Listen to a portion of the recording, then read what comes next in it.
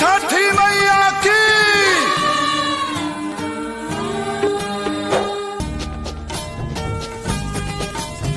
ए जी का हर बार तो हमने छठ गा बजा के ए तरीका से करे नहीं जा। हाँ तो काहे न की बारी कुछ नया तरीका से गा के छठ मनावल जाओ। जो मैं नया तरीका हो लगा।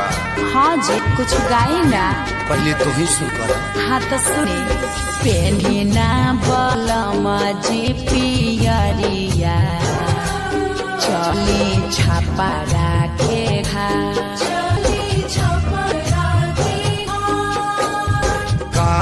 चाही बसा के बहंगिया बहंगी लेके डालब घाट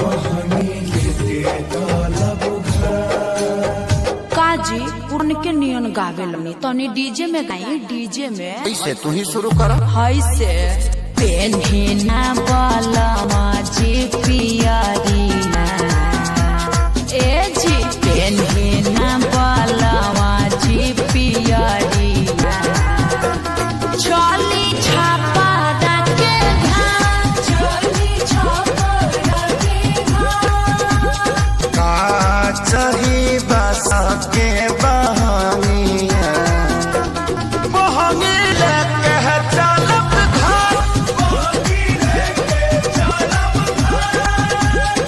ए अम्मा जी तनी रौरो नाची बाट जे पूछला बटोहिया बाट जे पूछला बटोहिया ई दल के करा के जा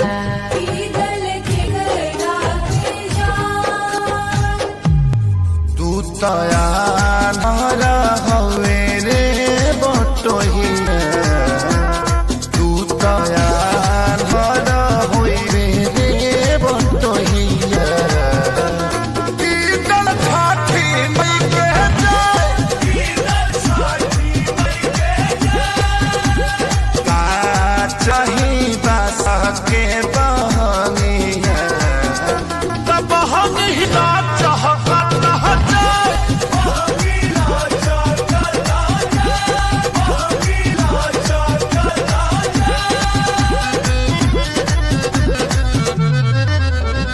करी न सासु आमा जी तैयारिया अर्घ के बेरा